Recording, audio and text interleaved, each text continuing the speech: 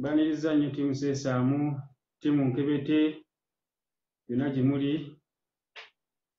Katusabe Mukama abe nga bakuumye bulungi. N'embeera tumanyi bulungi si nnungi, naye weewaawo si weewa tunabbi kwasa Mukama Katonda waffe era tutambule paka olunaku olusemba, olunaku lwe tugamba olunaku mulindwa olw'okuddiza ensi yaffe Uganda.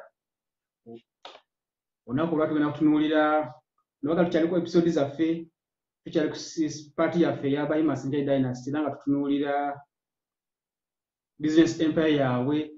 Olunaku lwa tugenda kuddayo tulabe episode yaffe yali 15 ya subject 002 Sale Musale akwandanaho Omuethiopia oyo. Lugyo tumuyita Musiraamu nga mmanyi tali mutinatuuka ibanyonyola wa gy'abe watuufu. Naye mutabike Musale, mutabike Muethiopia, Musomaali. Yabba bulya katono nnyo ku nsonga eyo mu maaso bwe tugenda ne tujja kuba tugivuunuka. Kuba tukimye bulungi abantu baffe bagamba ekintu nga tebannakiwunyaako bantu bonna bonna ate bagambibwa ate nawe butabudde. So kati okuva muganda waffe Malcolm yava natunyumira ku Zion Empire n'ebigenderako kitegeeza kati mumanyi buli omu yafuna ekifaananyi kye ki.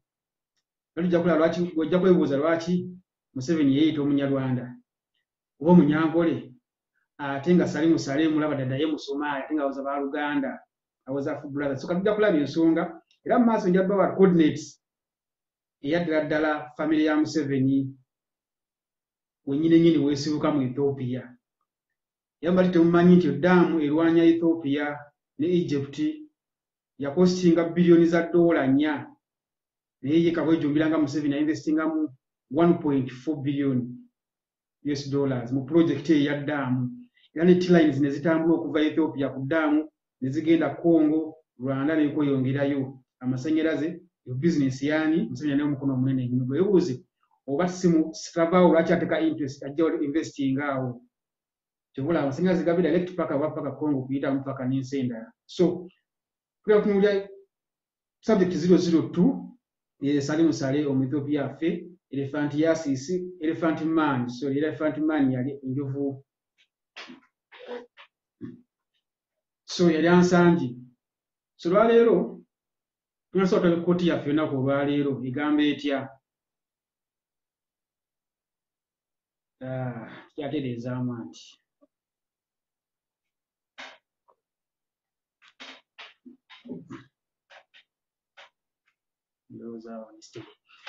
tugenda tuna kkooti yaffe yaleero egamba know the enemy and know yourself. In 100 battles you will never be defeated.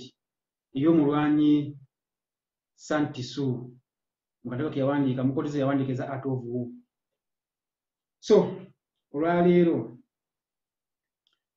tugenda kuddamu tugamba tuba tunuulira abantu nga twekkaanya philosophy, tulina okuddangamu philosophy tubeere ku ngalo zaffe. Philosophy natubeera ku ngalo tujja kuba tumanyi tukola ki tumule okutegeera omulabe. Ngenda basomera kuba zino ziri 7 emateeka 7 commandment zaabwe za BCB kwetambulira. Bagamba natives must be denied quality education. Eyokubiri, natives be denied quality health care. Eyokusatu, natives be denied food security. Eyokuna, natives be denied civil service, military, police and intelligence. Eyokutaano, the natives must suffer loss of land and property. Eyomukaaga, natives be killed, jailed and exiled. Atamanyi eyo nti buli omu emukwatako. Kati gwezo lwaki basaba abantu batugaba abantu essaawa yaalyo babatana miguwa kati. Ey'omusanvu, natives be impoverished. Nkimanyi bulungi puroguramu eno erabibwa abantu abali ewaka n'ebweru w'eggwanga. So buli omu yenna gy'ali abali ebweru w'eggwanga tukimanyi bulungi abantu basukka miliyoni 4+ abali mu diaspora.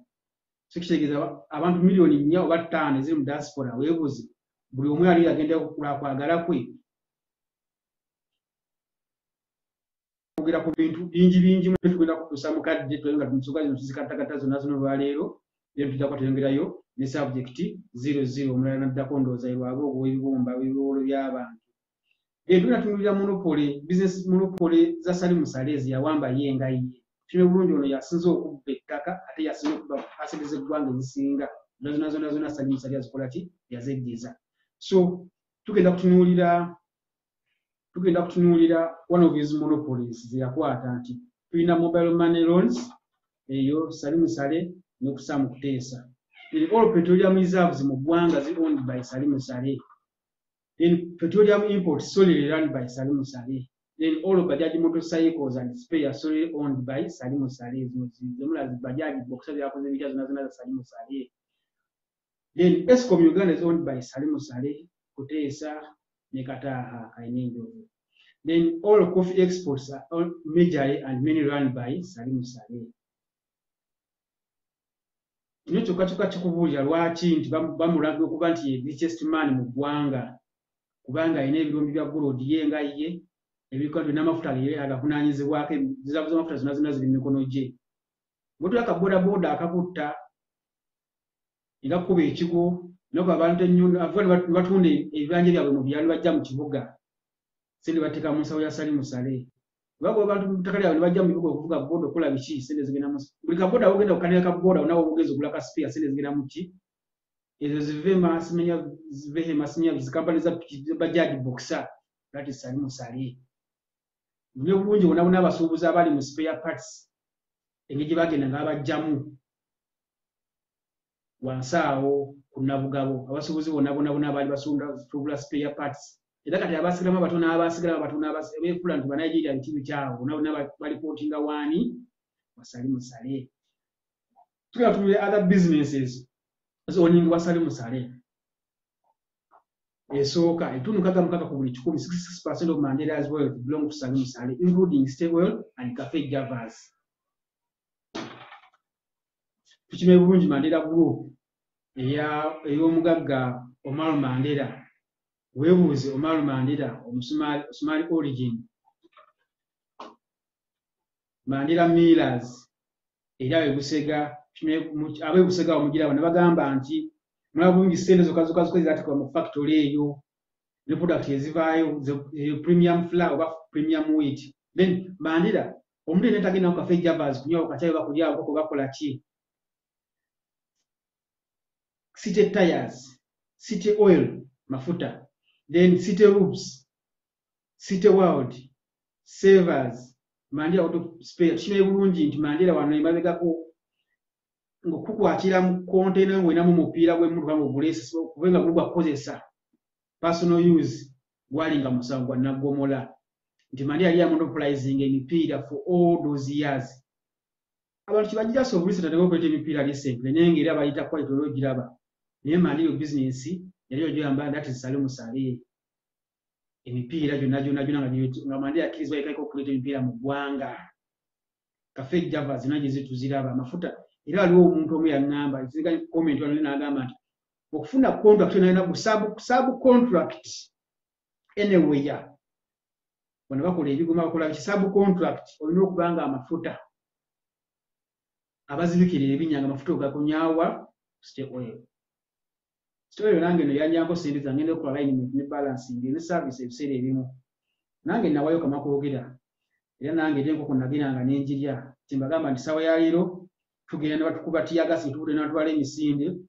Tuva gituve tukakana tufugira Cafe Javas. Nyo bantu ato omuntu akusse abakubye amasaso bata gyovudde mu kuŋŋaana mugenze mumungedde sente. Bagande sente bisinga atwasa ne sawa ero mubavuma nenga bizimbe byabwe. Musaba mayumba gaabwe niwaka ewamu. Tutangala okumenya omulabe engeri gy'okuŋŋangamu. Number 2, 48% of Tata Motors Uganda is owned by Salim Saleh. Tata Motors tugimanyi bulungi awo erugogo. Emmotoka za Tata muziraba. Atifaati ate kati sansi n'okuba common nnyo kati pick-up ezo eza Tata mu ggwanga za muziraba kati. Ebyo namuna ku buli 10 ya Salim Saleh. Tugende ku Kakira Sugar, 62% of Kinyala Sugar belongs to Salim Saleh. Kakira Sugar twagamba nti awulidde ogwo. Kinyala Sugar yani ya Salim Saleh tundu 62 ku buli 10. Naye ng'ate ebyo byali byagiri emyaka twakolera compilation eno kitegeeza nti kati ate eyongerayo n'agenda n'okugyamu abamu. Tujja kulaba nti bagamba nti Lai Group of Mauritius erinamu stake mu Kinyala Sugar. Naye kati zino Lai bwetunuulira ne ziri multinational companies bagamba eziri mu Kinyala Sugar zisingamu emigabo emingi okuli Agris Partners, Kiadongo Sugar Limited and Great Season SMC Limited. Zonna zaani za Salim Saleh. Zibanyigawo kinyigi ojja kwebuuza nti lwaki zino company ebbanga eryo lyonna zigubye abantu ku mataka ebyalo n'ebyalo kubanga nti kyesimatedde nti eno Kiryandongo yokka balina baagoba abantu 3,000 ku kyalo ne bavictinga violently mu maka gaabwe ne ku faamu zaabwe. Eno kampani erina mayiro z'ettaka mu ggwanga Kenyala Sugar. Ojja weebuuza foreign company zino zi Agris Great Season byakoze bitya zikuba zitya abantu bannansi ku ttaka gavumenti nako kyezikolako. Mutunuulire abasobola okugenda ku live mujja kugenda mu chekingemu article land grabs at gunpoint by grain.org bali publishinga mu 25 August 2020 mujja kulaba enkumi n'enkumi z'abantu ezagobwa ku ttaka nga bano kampani zigenda okukola ki zaala okusimba ebikajjo eby'omukulu Salimu Sale ne bagambye eno Kinyala ya Salimu Sale Kakira Sugar ya Odiddogo tata mubigula. Tweyongere ku namba 4 kampani eyokuna Mansions Uganda Limited ya Salimu Sale. Kano Mansions abatagimanyi tusinga gitegeera ku truck ezo zitambuza container ziriko Wahiguru Mansions ezo ziri over balina truck esukka ndowooza 350 ezitambuza migugu n'okweyongerayo n'ebintu ebirala balina ziclean card ne container ne lowbeds n'ebirala bwebyo. Eyo kampani ya Salimu Sale. Ebitundu namba 5 ebitundu 38 ku buli 100 bya Ecobank byoningibwa Salimu Sale. Ebyo ojja kwebuuza era genda okebere olabe Ecobank ownership ey'e Kenya n'ey'e Ghana ezo zonna zibaningibwa eno Ecobank ya Uganda. Ojja kulaba nti ebitundu 38 ku buli 100 byani by'omukulu Salimu Sale. Ne bagamba nti abantu bano tebatudde waka wokka kyobula nti webaggalawo eggwanga bo tebakola loosi. Baga nti mugende waka mwebake teri kyakola mubine musule mu butala abagala osula mu butale mubonaabona eyo tebibakwatako kubanga bo ne baggala eggwanga basigala bayingiza ssente mu bizinesi abazibalire investinga mu wabweru w'eggwanga mu mawanga amalala. Ate n'ekirala nti niyo naabo bamaze okuggulawo nga baguddewo ate n'okuddamu okukola era mujja kusasula rent abali mu bizimbe byabwe regardless oba bali temukola tebibakwatako ebutakulabwamu. Namba mukaaga ye Mogas Oils Uganda Limited eno oningibwa Salimu Sale. Mogas nno akunaira Avenue oba maaso ga Garden City awo tusome bulungi Garden City MTN wonna ebintu byabwe. Yana ofisi yaabwe eri ku First Street akumpi ne mutaka ly'ennyo abasinga ku Kirabu Angenois. Kati gwe ojja kwebuuza lwaki Mogas Depot eri ebbanda bagiteeka mu bantu bwe bato abali abantu mu mujjuzo gw'abantu. Kyogamba basobola okukola risk assessment nebalaba tebakola risk assessment ku byobulamu bw'abantu okulaba nti senga amafuta gano gafuna obuzibu abantu gajja kutta abantu abasuka oba abantu abayitirivu mu kifo ekyo. Niyo omanyi tebakwata safety tebakwata kubanga omulina okufa bo bafuna emirembe kubanga gavumenti evunaanyizibwa oba efaayo ku bulamu bw'abantu. Tusakkiriza kampani ng'eyo giteeka awo mu makkati mu trading center abantu bwe bakola ki beteekawo depot y'amafuta. Oyo Salimu Sale Mogas era kimanyikiddwa bulungi nti Mogas operating e Rwanda, e Kenya, e Tanzania, DRC, Burundi, South Sudan n'okweyongerayo ina Salimu Sale.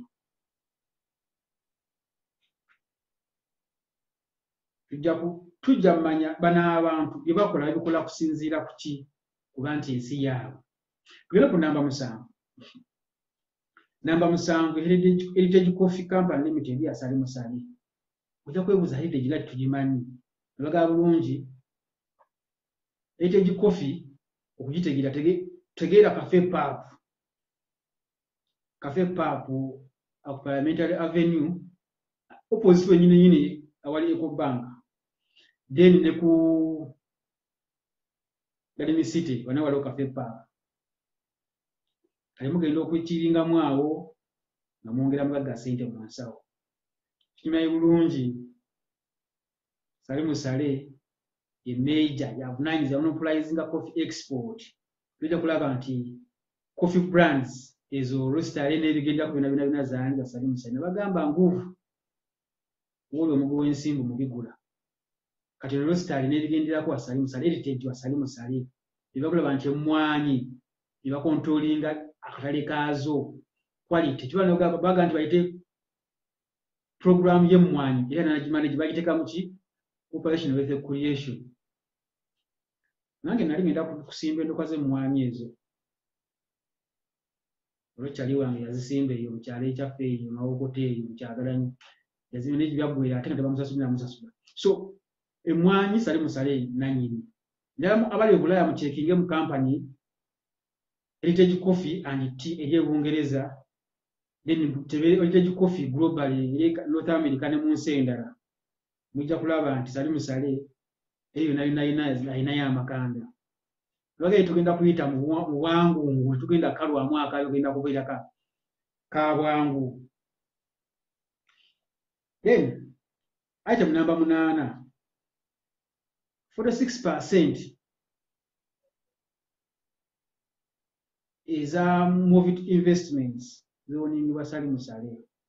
Then nono omugu w'ensimbu Muhoozi kayini Satani alinawo ebitundu 2 ku buli 100. Bamulaba nti bwe bayokya abaana e Buddo kikambibwa nti omugagga Simpson birungi alinamu omukono era naggalirwa naye byakomawa. Ojja kwebuuza omusango ogwo gwakomawa. Omusango ogwo gwalina okukola kuba yali ku mulimu gy'abakama be. Twabala emirundi asiba bagamba lonye nti ye abaana be babaze ewaka. Babaze lwaki tanyonyola ggwanga ani yabazze ewaka lwaki abaye tebabookeramu. Ye ffe baffe abanaku twalina okufa aba tulina okufa ate mulundi si gumu si 2. Era n'ebbanga erisa baddamu ne bawokya essomero erimu eri e Buddo ne bakya ebisolo by'abaana era. Naye twabangawo okunoonyereza kuvayo ku conclusive. Ono Movit adistributingibwa alina akatale akanene nnyo e Rwanda. E Kenya, South Sudan, Tanzania, Zambia and DRC ne Burundi. Era e Burundi ne Rwanda ebizigo ebirala byonna bisinga babibaaniika. Kubona yamonopolizing akatale. Tugenda kunoza mu kalango bempi naga tugenda kuyita mu bwangu nguleero kubanga tulina okwogerako biweraawerako. Tugenda ku mulango dakika 2 then tweyongereyo.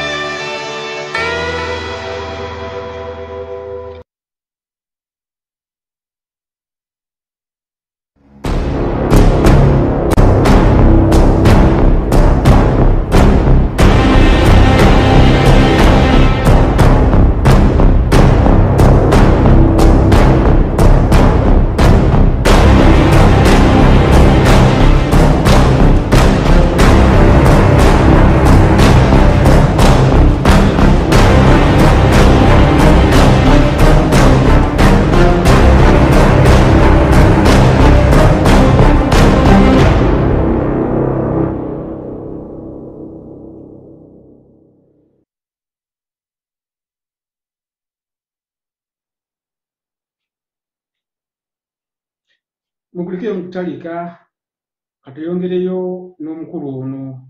Mbadde mbagamba tukomye wali nti kati ezo ne bagamba nti no document gye mulina etambula ku mikutu. Tetwali twakola first session wa part 1 y'abantu bano. kati part 2 tujja kukomawo n'ebi properties endala eziri mu ggwanga then n'ebintu ebirala n'investment zaabwe ziri wabweru w'eggwanga in depth. Tubagamba nti tulina okuteekamu ssente n'obudde mu bintu bino okumanya omulabe okulala tekitegeeza agenda bugenzi kufundika okulala ku front. Tulina okuandastandinga omulabe, tulina omuandastandi nejja kuba tutwanguyira okumanya engeri omukwata. Then kasale musale bagambye bulungi kafe paapu parliamentary avenue Amadinda House then city then ulabe mulimu n'ebirala nga Mandela Towers then Salasini Uganda then local construction then mujja kumanya bulungi local construction parliament byagamba parliamentary extension bagikola kodwa tebagiwaani bagiwa local construction okuzimba amakubo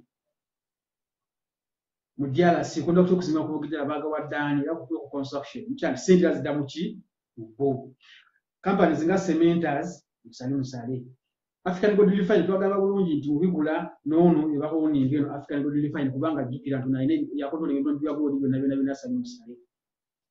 Then Great Lakes Coffee yesali musale tugamba Great Lakes Coffee mbama kitegeeza eno nno eri Uganda eriwo Green Coffee Uganda Congo Mugoma oba offshores of Lake Kivu erionga Coffee Rack so kati mulaba nti their interest basaasaanye mu ggwanga mu Africa East Africa and beyond.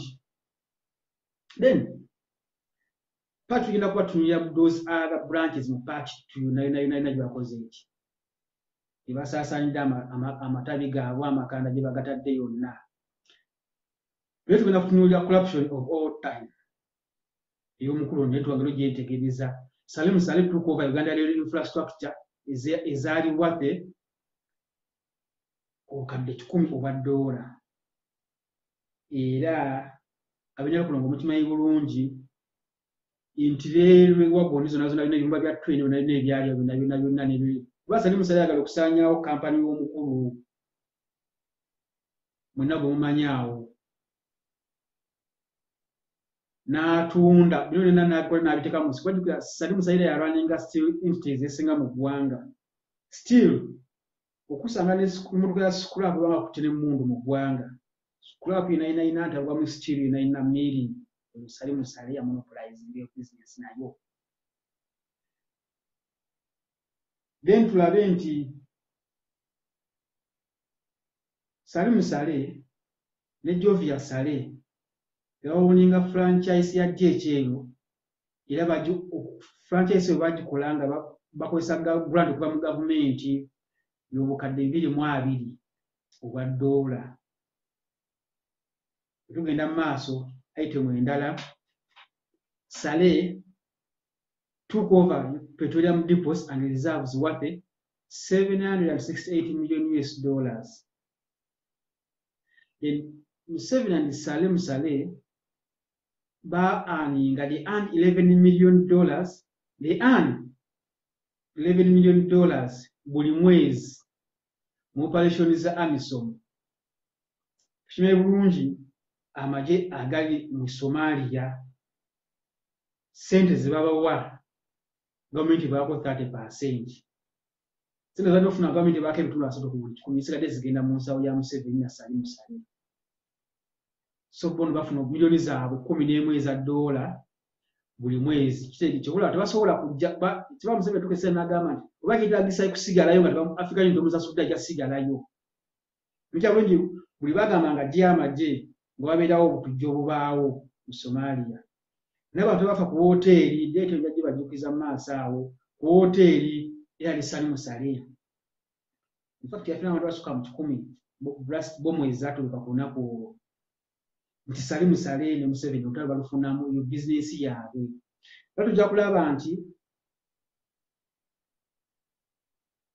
Musale ne Museveni ba-earninga $4.1 billion mu lutalo olw'okufuna kwa South Sudan independence. Era mu lutalo olwo South Sudan okufuna independence waliwo deal wakati wa Musale Museveni naye bwe mugamba babayitira emmere banunula oba kati yalaga wa simanyi okutta muganda waffe omulwanyi John Galanga. Era Museveni amala okutuukiriza mission eyo, abakulu abafuga ensi abagiyo bayitira emmere balwanirira Amerika ne bamwongera afuga emyaka emirala 10. Ne bamulaba nti mwemba temuzuukuse kwerwanako nga banauganda tutudde ekwatamirivu era agenda tulwanirira. Bali basayininga contract zaabwe, balina diiro zaabwe eyo munda ez'abbali zitakola ki, zitamanya ko ffe ng'abantu ba bulijjo. Kiba tubagamba nti you cannot be intelligent without intelligence. Tugenda tubasomesa wano okulebuka wano nga muganda wange Nsokujja bw'akiyita. Tugenda okulebuka tetujja kwogera tujja bannyonnyola mumanyi omulabe. Kuba kati ntimanyi bulungi omuntu yenna abadde agobera seesaamu omanyi bulungi kati omulabe gye tunomulwanisa omulabe gwe tulwanisa atisi omutegeeramu ekifaananyi kitulwanisa.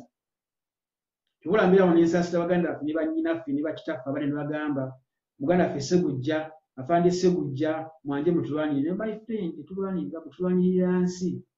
Ate tujja kukubuuza zo ngamba ngende nkulwanirire kale tulwane okozeewo kiggwe oli wansi wa kitanda.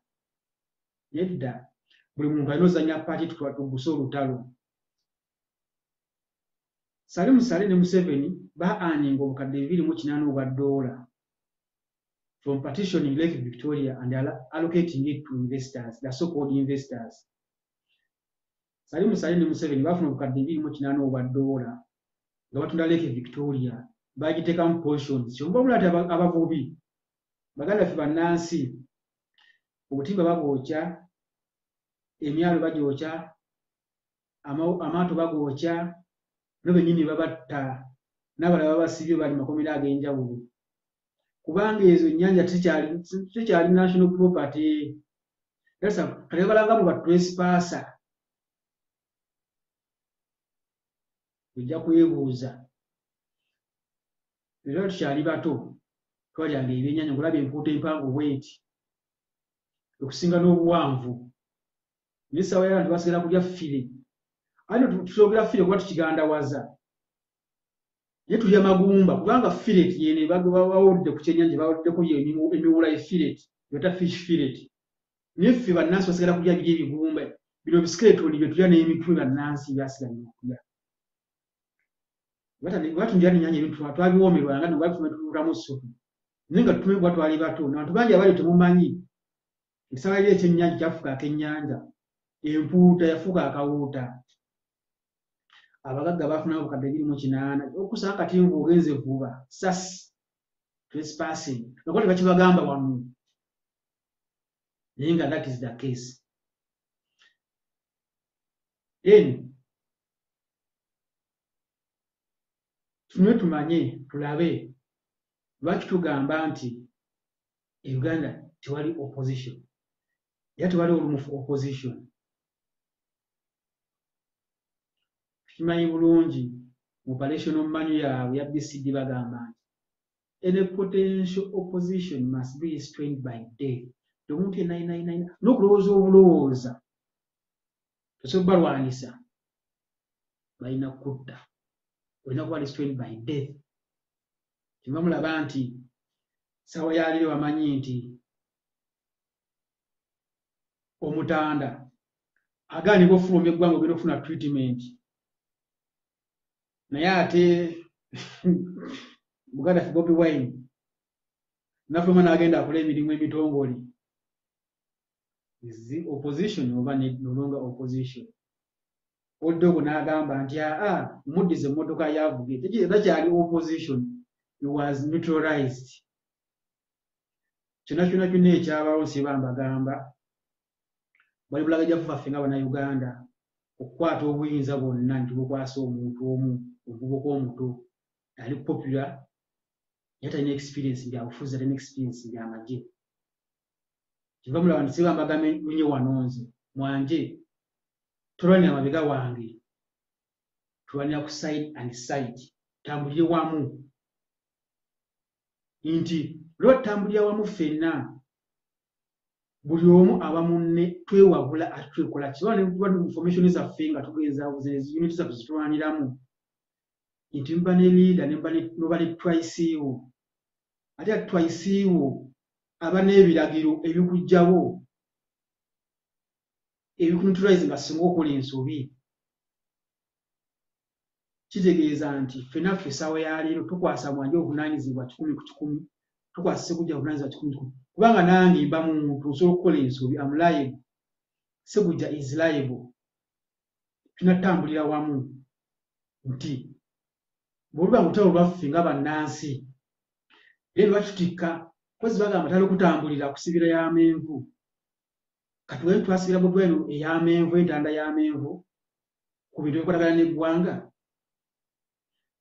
bwe nali eyanda oba mpuliriza benjogera sivula Bobi Wine oba simuyisa mu maaso oba simunyuma naye binongeza kunnyonnyola otegeere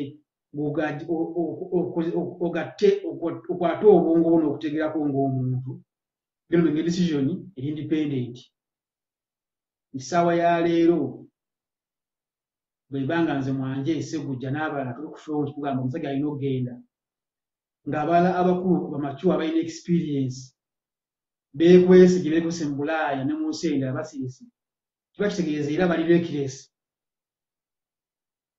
kubanga nti nawe kennyini yali agamba Ssekujja mutulwanire ng'oli awo otudde olina gy'osobola okukola oba osobola okufandinga otuswago gye tulimu naawe oli reckless kitegeeza oli mulagajjavu kinyini mbadde ngamba yingira bannange program yetaaga sponsoringa program yetaaga data busira bagamba tugenda kwambaza kaveera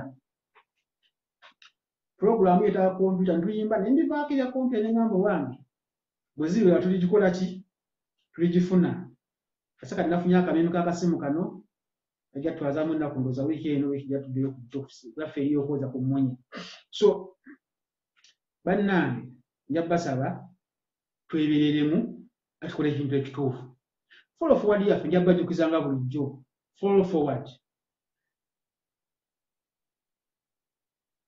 era nagenda ku follow forward njagala kukola collection okuwabula abantu abamu tugenda follow forward first follow forward isiba mbagamba nti tukole ku personal development yaffe tulina ebitone ebyenjawulo nebintu ebisobola okukulambulamu bwaffe okusa ensonga eno ekyokubiri tubere mission focused tufocus guno tuli kintu kujja kununula ggwanga tuve mu bintu bya lights bintu byotumanya kati ssaawa ya leero abasinga muntegedde guno omwezi abamu wiiki kale kinene nnyo abasinga guno omwaka naye information ya BCG twagipublishinga mu mwaka 2019 naye badde ku mikutu nga temugimanyi era PDF teriko linnya lyange PDF ina gy'oyina teriko linnya lyange oba linnya lya Ssekujja kitegeeza nti tugyetuuma naye twagiteeka abantu bamanyi waliwo so byesigalizanga ffe naye tutukola ku bantu twagala tumanye tukola ku twagala kununula ggwanga so abantu tuveemu ekintu ekyo twagala okukola public approve public okutumanya no tukole nga tulwanirira ggwanga era ennamba ey'okubiri forward yaffe tumobilize nga victims siba mbagamba bulungi wano entire Great Lakes region we are all victims of these guys mobilizing abantu gye bali yonna tukole force tunomubulenga victims can manage them into a force like retaliation force yesiba njogerako ekyamikulu wano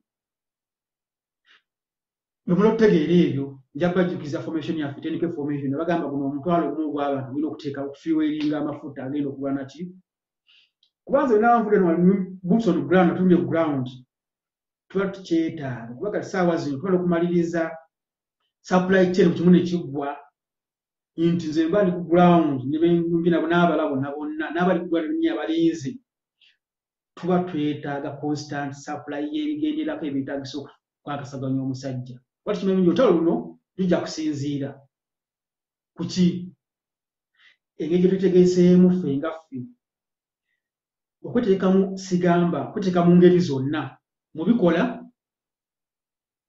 mentally strategy wise n'ebigenderako kitegeeza nti kijja kusinziira omusajja tumukwasaganye mu nnaku 2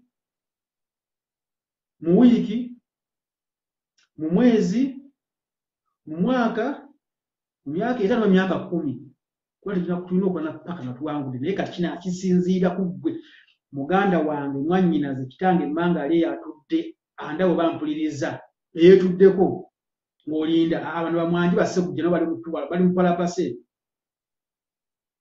weetuddeko naye tutaddewo tuli ku front saawa zino kitegeeza nti tulina kukwasiza wamu tufune logistics tufune amafuta agenda okuswasaganya ensonga eno muna tutandika ku mukutu kiba kitegeeza nti either ndi ku front oba waliwo ebirala byenkwasa kiba kitegeeza naye mba niweze ku front twetaaga obuyambi obwo tunuulira secure communication nga bulijjo nja kubajjukiza tucommunicate ng'engeri y'essekiwa baganda bange muntuukidde ne bannyinaaza abamusinga ku telegram siba mbagamba telegram tulibe tukozesa telegram nayo yennyini tumanye nti ogenda ku telegram waliwo kye tuyita security chat mugeze okuyiga how to use security chat kuba security chat ebeera sekiwa then signal yo terina buzibu eri sekiwa yo tulina Slack ne Zangi naye ka mbajjukiza ekintu kiwala omuganda yadde agamba tukole telegram group signal group nnungi signal eri sekiwa naye ate exposing enamba z'aba members kyobola sigiteekamu manja yo signal mbagamanyi mu signal mupalitingiremu nga mwemanyi tugambe kati nga ttiimu zaffe ziri ku ground tugambe abantu abali mu chapters ez'enjawulo abantu abali mu bintu eby'enjawulo gye muli yonna mu community zammwe ez'enjawulo nabagamba mu operating mu units ez'enjawulo bantu 5 3 5 naye batano bajja kukolagana n'abatano tulina nga tuzimba tunabaga tulina decentralize nga tunga tunifyinga tukole nga tuli bato naye nga tusaasa kubanga omulebe gwe tulwanira mu lujjalwe tetulwanira mu nsiko nedda tugenda ku urban warfare nabali gulwanda wenyini mukimanyi yonna yonna gye musirikidde mukimanyi then email ziri setu wansi bambagamba nti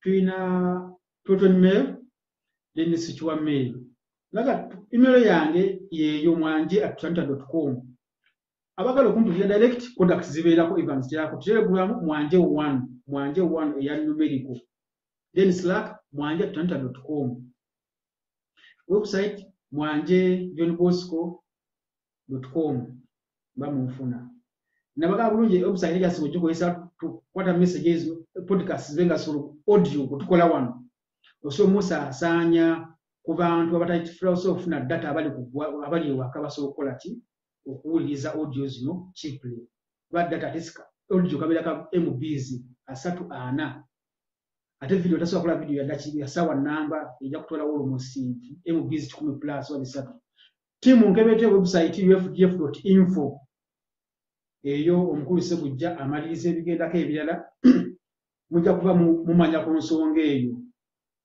n'ebigenderako timu nkebete mujja kuba mufuna ebigenda maaso ufdf.info website yeeyo tenakuba banyine bakyagimaliriza n'ebijja kuba eggedde very soon kati olwaliro njagala clarifyinga ku episode gye nakola eya Mother Kira ya Kayina Enjovu ne bagamba nti olunaku afuna ssente ezisuka $40 omuntu omunateeka mukome n'agamba nedda $400 bukadde $400 ogimanyi muganda wange ekya $1 wantu mukundi yabagamba ye ezigula obutungulu abaka ezibeerawo awo takala zakozesako abaka bukadde 100 bubeeraawo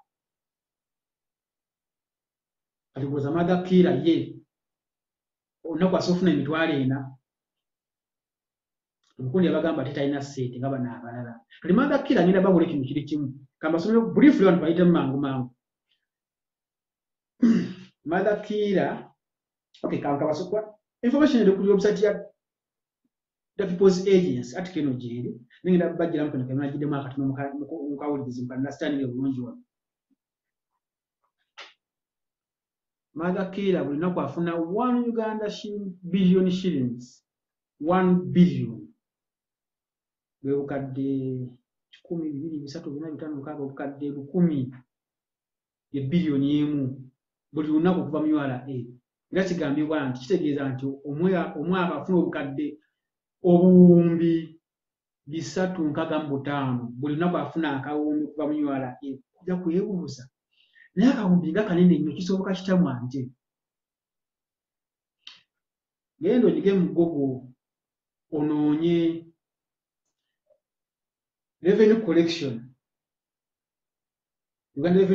Uganda Revenue Authority collection 2020-2021. Ojja kulaba sente zibakuŋŋaanya nti external sente ebisobozi ebigenda wabweru bifuluma biri eggwanga oba ebiyingira byokka ebifuluma kati tugambe external bakuŋŋaanya obumbi obusukka mu 7 plus. Kale ofunako just 3. It is just pocket change ku bo. Then nebagamba this was a precondition for Allen Kajina and Doris Ako to get the URA top jobs. Era nti for 14 years Kateshumba was deployed to pave ways and avenues to collect this amount of money daily, and along the way Kateshumba yenga ya collectingira oli Kainenjovu abadde nga yafunamu obukadde 5 ku 6 buli lunaku.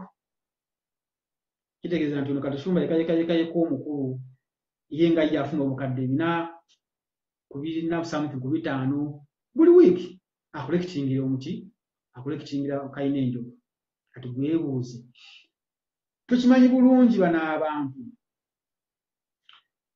kino kyekiviirako kumenga sure nti bano abalala batali bannani bahima batali mu dibondi ya VCD bo omusolo bagwongeza babacajinga omusolo gubacookinja n'eggulu. Ne bagamba bulungi kino kye mbagamba nti ogeza experience kubanga nze nali copying agent. Tombuuza certificate yange ya clearing agent naye nali clearing agent nakola emalaba ku border for some good years nenkola ejjinja then nenkola n'Nakawa. Kitegeeza manyi kyenjogerako nti bano abantu konteyina ezaabwe zo tezisasula misolo bwe zijja ebya biyitawo buyisi naye ate omuntu omulala value gy'oguzeemu ekintu esente gy'osasula gy'oluma nti ezo value tezirya bakola value ezaabwe. Ekitugenze wano sente ezigula emmotoka is the same invoice value gy'osasula mu ggwanga. Kubanga emmotoka wagiguze tugambe $2,500 eza $, era ebeera value wali gye bakwisinza okukyajinga omusolo. Kitegeeza nti bo bafuna kyenkanyi n'ennannyini kino oba n'omukozi wa product gy'oyingiza okuva mu ggwanga. Kati bwebuuze oba kibakyajinga social media nga ku social media Facebook WhatsApp si zaabwe. Kati bagambye nno kati nati muyiza VPN kati tugenda bazza ku ki tugenda kati kuwira omusolo eya time direct ne ku data.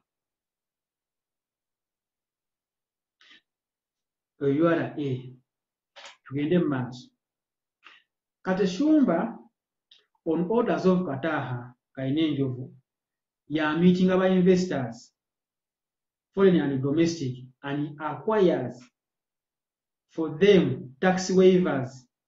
Bagamba in this case these are investors, so-called investors who pay directly 50% ez'omusolo balina okusasula egy'emyaka 5 for 5 years. Boni bayitaninga 50% ery'endala. Kitegeeza nti bagamba nti as such an investor would get 100% official government tax waiver. Naye nga ye bamuwadde tax holiday ya myaka 5 naye ebitundu zanobadde asasula asasuddeko 50% asika mu nsawo ya Mother Kira. Awo bamulaba nti the same incident happened Plascon paint were buying off saddling. Yayina okusasula supposed okusasula obuwumbi 195 for 5 years, but instead was given 100% tax waiver after giving 100 billions tukalina enjovu kataaha.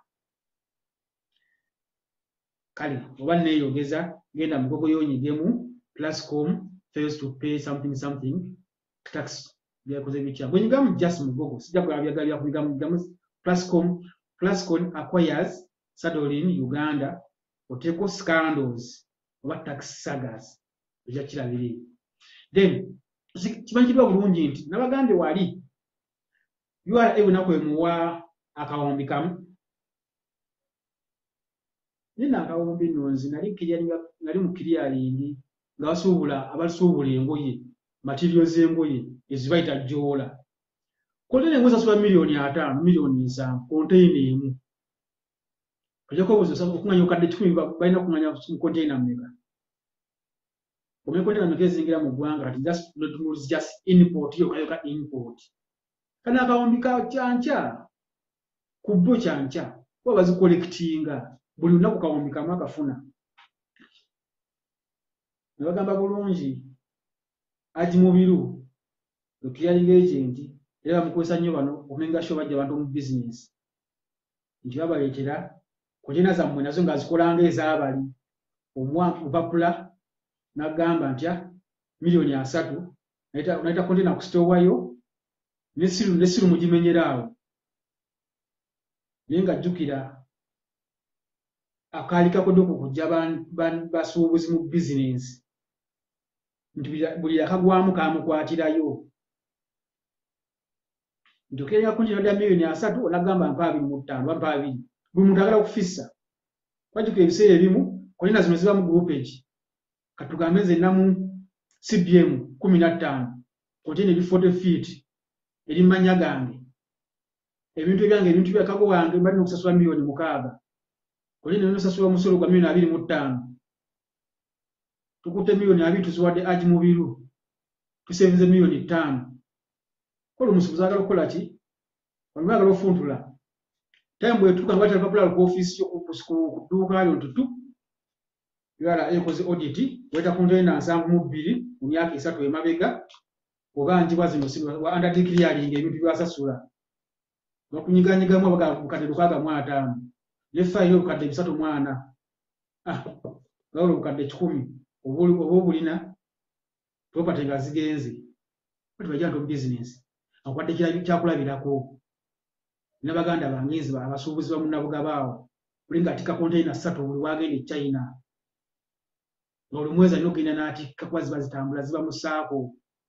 Kati kubanga atikka konteyina 40 nga konteyina buli konteyina nosasula fine. Baga bakali bali under clearing bali konteyina otopingaako $220,000 kale $10,000 buli konteyina ze $400,000 ne fine ze $1,000,000 kakana mbadde ekyalikibwako ekitono. Bagaye bulungi konteyina y'amajoola y'ejjoola esoola $1,000,000 wakati 4 n'ekinaana kisinziira. Kati obanga bakufundira n'ofisa $3,000,000. Abasuubuzi mbalamusizzaako nnyo naye mwebeeremu ekyo abasajja ajja tumalawo. Ne tunule tulabe nti ono kalina enjovu buli lunaku abadde aninga $10,000,000 okuva Ministry of Education bukadde 10 buli lunaku. Then aninga $1,000,000 okuva mu leya gituyita Rural Electrification Agency $1,000,000 buli mwezi. Naga bulungi nti UEB bwe bagigabana buli omu yafunako. On electrification, no wabeera distribution, no wabeera transmission, omwe mulizi w'omwemezi yakaza nanda biri omwo kati buli omu alina kyeyakwatako. Ono ye buli bagamba sinyaze mu byalo. Nagendako ebuduude eyo munda eyo mu kyalo buli disitulikiti empitali buduuda disitulikiti endala eyo naye nga amasannyalaze kuba gawulira buwulizi naye nga gabeerako ne gagenda e Kenya. Naye nga tewali masannyalaze. Baga amasannyalaze gala gagenda Kenya fitwina wano wadde wa myaka emeka. Naye nga bagatunda Kenya. So bano baga tugenda kukola electrification y'omu byalo kwongera amasannyalaze naye nga sente ateeka mu nsawo ze kujja kwebuuza obanga Uganda erina amasannyalaze n'addaamu ziiba n'ebigendako byakoze bitya. Tuweza 50% electrification mu ggwanga nti muno Uganda 50% balina amasannyalaze. They cannot. I think last 6 zali ziraga 15, 18. tuweza 40% or 50% electrification masanyaze mu ggwanga ninga tugatunda Kenya tugatunda Rwanda simanyi byakoze bitya you understand so nezigenda mbano musawuza abana abantu era ekigambibwa nti buli lunaku afuna obukadde 65 obwa Uganda okuva mu bumeme nage bulungi obumeme erimu yaka nebigenderako then buli lunaku afuna obukadde 55 okuva mu National Water and Sewerage Corporation every day obukadde 55 Kata zino zaafuna buli lunaku n'ebirala bisibagambye ave bino kwafuna 1.5 billions ez'ensimbi emitwalo gya dola nabagamba emitwalo 4 egya dola average buli lunaku lwayo bagamba nti abaana batekere mmere mu flaska otamusobola bagulya mmere ku ssomero batekere mmere mu flaska nabagamba temudda mutwala abaana ku bodaboda ziyabba kubamba banks mutwalenga mu motoka yoyo nno so omuntu era agamba simanya nedda emitwalo 4 kinedda my friend alinga kasa emitwalo 4 mugenda ku website ya the People's Agency munyigemu mother killer ants over mitwalo 4 egya dola every day mujja kula article mu kino bulungi lito mujja kwa muzifuna bulungi nebigendera waawo kati munakola mbalinza gairamba nyire ku nsonga kubanga safuna weekend yafuna tutembitu lero ndajala abantu basinga bantukidde nga bambuuza ku audio erimu eddoboozi yabaganda baffe aba skadi yabagamba nti bonna agamba scammers ekinja sijja kyogera nja kibalikira ningenda bamenyera ku bintu ebimu bemanyiko ku skadi ndi kati mmwe mukole judgment yammwe ne bagamba wano FLD Save Uganda ya Muganda ffe Mazinga yemu ku bibinja ebiri okuddiisa abantu total lockdown tugenda kukola total lockdown biki eggwanga migale nkyabula omwaweere waka mugenda kulaba natto byakoze bitya baliwa nze nno nali ndivolootinga okubukalugabo okulamira okuyekera abasajja bano nadduka nange mmanyi nayo baganda bange Bamazinga baganda bange abanga balina amagye amalala balina amagye Kongo era bwe nadduka nzi nasooka Rwanda nentamu ne ngende Kongo nentukoye mu kifo bakiyita Buvira nga baŋŋambe tulina base e Katanga Manilo that place Manilo Katanga Manilo something like that mu Katanga eyo Kongo kati ntuuka awo ngenda okulinnya emmeeri ati zikulosinga ogenda eri wansi kubanga eri waliwo ensagensi ku Buvira muganda wange ŋŋamba nedda esituyo naawe linnyojjewa linnyojje funenge yonayina otuuke Zimbabwe ŋŋamba Zimbabwe njalagenda mu kampu nzinaze njiga ekintu kuba abasajja naŋŋamba tujjeno jangu Zimbabwe nakakana ngenze Zimbabwe mu refugee camp eyo mulwaito tungagala kumpi ne boda ya Mozambiki eyo nno kino mbeera nti refugee system gavumenti zagifuula business abantu bali baba rotation $13 buli mwezi nze nali bampanga akawunga kilo oba 4 something n'ekikopo tuyita gama batampeko y'ebijanjaalo buli tuna gye bampa kati bwe kiri gyolo bifumba buli lunaku obufumba obuyenga ebinyeebwa akawunga kaliwo kafumbo kasaleesalimu bulingako slice emu buli wiiki bampa naleka muganda wange nikituusa survey mu kampu eyo ndoza naye kati amaana n'avaayo so mbadde mbagamba abantu bano nti waliwo ebibinja biri ebigenda okujja kati mulaba nti weebuuza ebibinja bino byonna skadi FLD people power yali etutte erinnyo mu babiro baaliwa lwaki tebaavaayo okukwatira ku Bobi Wine ejja kumbuuza nze nakolawo tinabagala tutali mu intelligence kati baganda ffe bonna baaliwa lwaki tebamwempawalinga balina political experience nga bwe bagamba balina military experience nga bwe bagamba lwaki tebaavaayo kumeka sure Bobi Wine bamucontaininga kitava ku mulamu bati bamuguza Balukirimana baaliwa skadi eno yava mu kibayita UDE ye Uganda Diaspora Europe kibinja ekyo kyafoomingibwa mu 2013-2014 era beesi yakyo kyafoomingibwa mu Netherlands kati ekibinja kino ngenda bawo katono nnyo nga kifoomingibwa kyaliko omukubiza waakyo yali Kanommande era nga mulimu n'omuganda waffe Joel Wakayima, Kyakabaale, Balukandamanda n'abalala. Tukimanyi bulungi sitole y'abantu abatabamanyiiko mbabuulirizeeko. Kanommande zina tukimanyi bulungi Kanommande Andolawe Tumwine. Buuze Dwayne ng'akyankalanya Kanommande yali. Is a Kano. Yeah, is a Kano. An experience mu magye aliwa. Where is he now?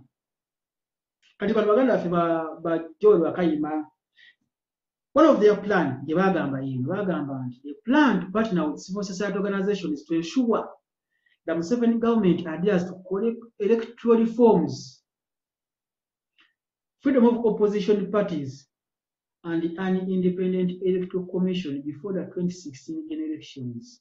That was one of their plans. Then, in the government, they held consultative meetings with the likes of Bishop Zaka Nirinjiye, Nandalama Fabi, and the former Buganda Katikkiro, Danny Muriika. Kati nze njagamba nti mention Danny Muriika bamumentioninga mu bintu byabwe nga akaaki okukwata okutinga Abaganda in the diaspora. Kati abantu abo ba SCAD zinali South Africa n'enkubira amazinga amasimu naye nga ngamba jangu something, my security jangu something, come something. Naye mukubira ngamba come something nanti amubize ebikinga oluusi omugwana tazikwata twamitinga ba SCAD saawa zino.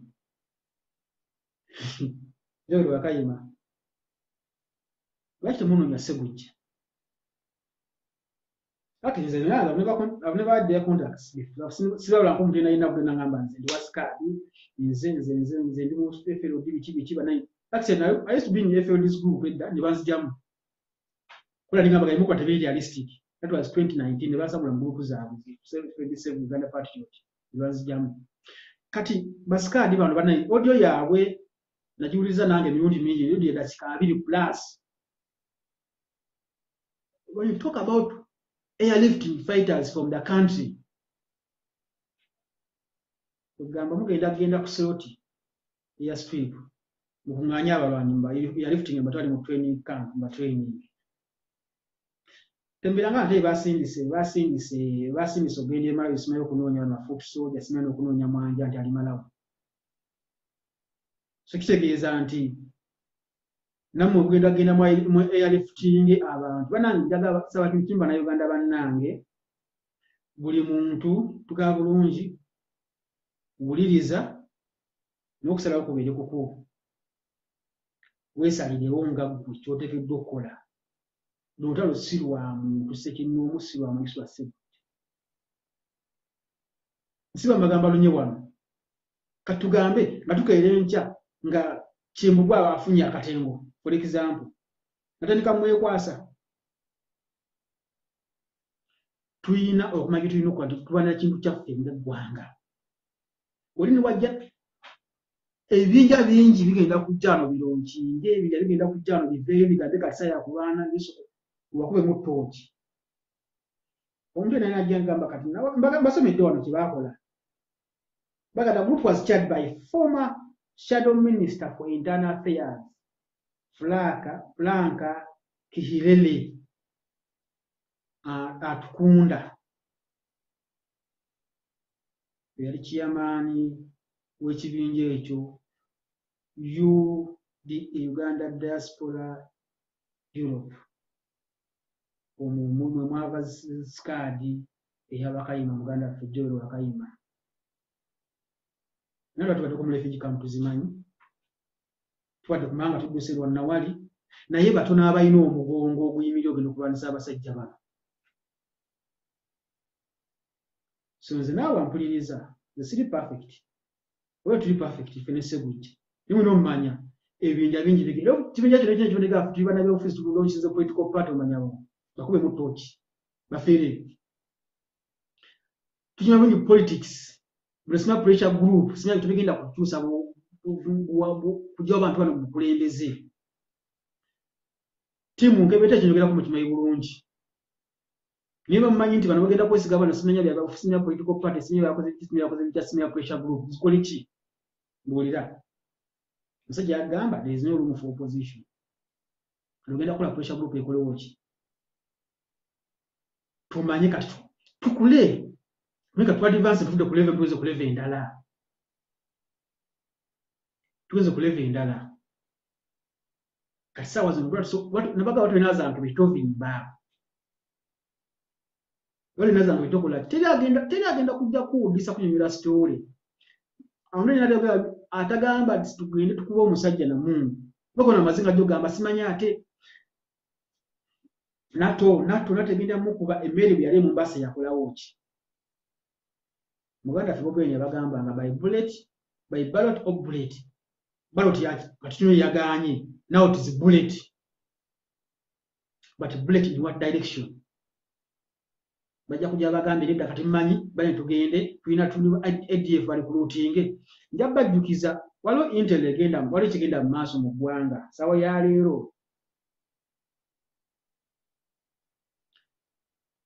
Kabwejumbi yalagidde bachairman ne police n'abantu ba RDC bakoze bitabo nange balina abangi biso biki batandika okuwandiisa abasajja n'abavuka ku byalo bagenda babawandika nga babalanti gundi abeera wano mu mwanja asula wano nti ono Sebujja asula wano nti ono Mubiru asula wano nti ono gundi wano musajja asobolamu wiiki emu family ng'ekola ki nga bagibuzaawo omuntu nayina jjaba gasina katubenda ku recruitinga mujeni bwo buyekera mujeno mujje wali nga muri mu ggwanga so mugwe mu tochi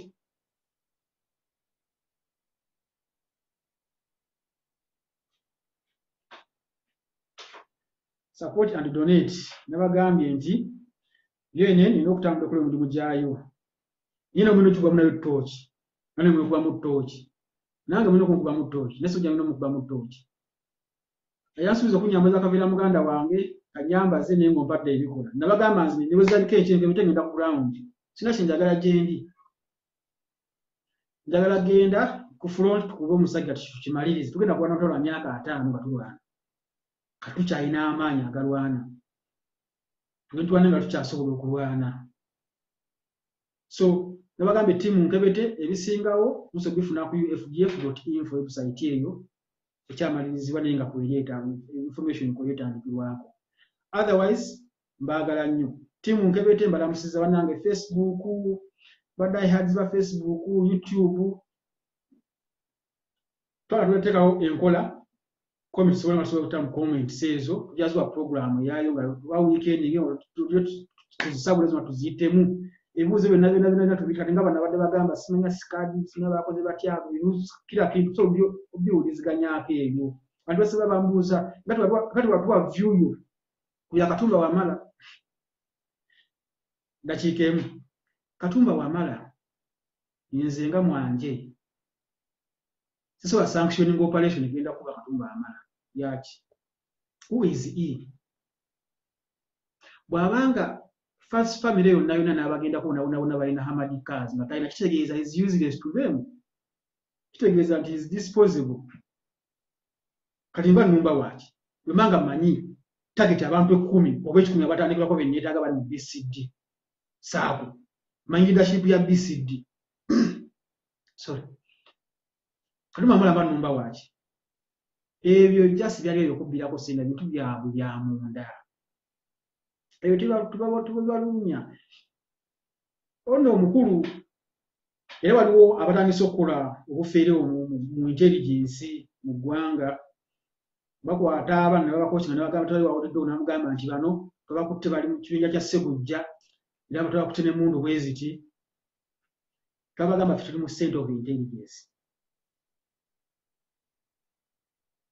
tumanyi kyemugenda okuba nekyemuteekeddwa okukola ne buli mugenda okukikola mwenda kati ninnyo abantu basoma okumanya obukola wano kati ninnyo tiimu Nkebete yeveeve mujja kulaba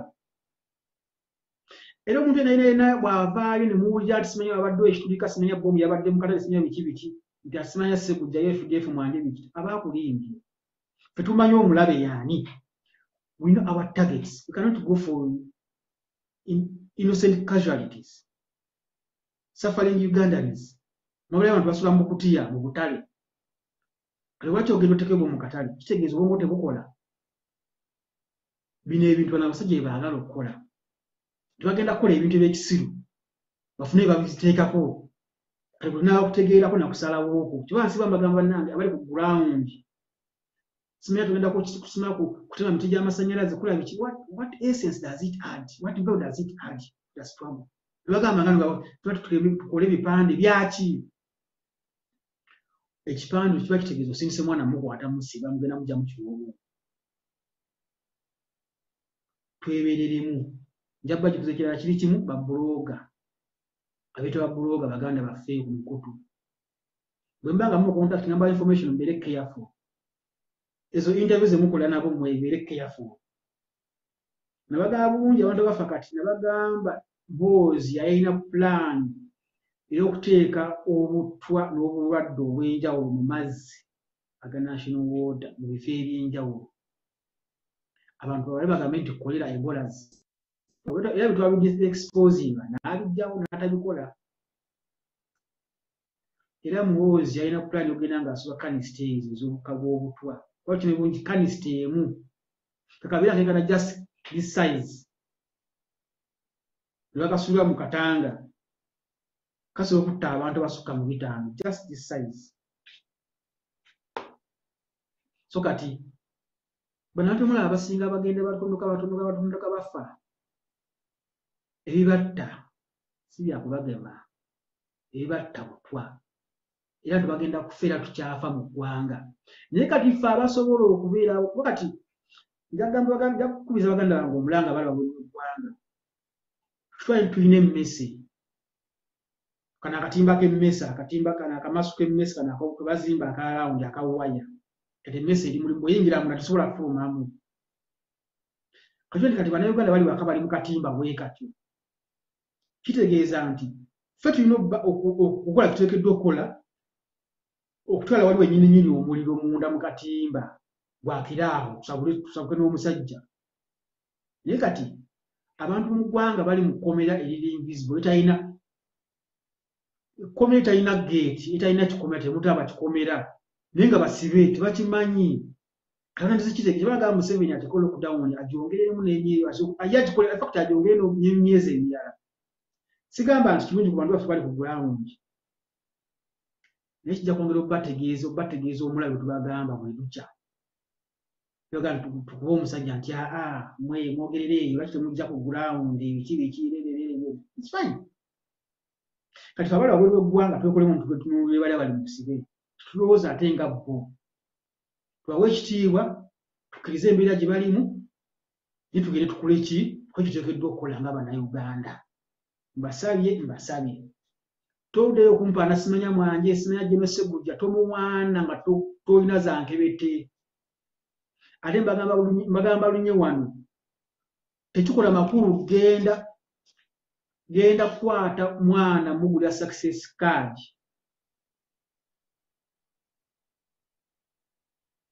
Nga tewamuweerera school fees, nga tewamugulira kitabo, tewamugulira peeni. Kati temuuza nti mugenda kukeera enkya mukwate essente zange ez'emmundu ziizo. Mutulwanirire. Mutuwe tuteekemu ebikola. Tuzimbe supply chain, tukwasaganye buli kiteekeddwa okukolebwa. Ng'obudde bukyaliwo. Tusobole okufunzafunza mu lutalo luno. Abasajja mulabe balina buli kimu. Ffe tulina ki? Tulina bigambo, tulina kwemanya, tumanyi kwevuma, tulina ki? Kale muganda wange kitange mmange singa kojja nze nno nafuuka nfuuzi bonna baabatta. Kati bw'oba okyabalina munnange baguyise kitange mmange wadde kitiibwa. Wali yampuliriza oba ndaba. Ekibuuzo kiri kimu. Mutalo tulimu tukyagiwe okugenda ku front. Ng'okozeewo ki? What is your take? Tukusulemu tuddemu tujja kutunuulira subject yaffe naddako subject I think 006 5 ajja kubeera lwaboogo atunda ebyobuolo era tulabe engeri gye bakozaamu amakanisa g'abalokole.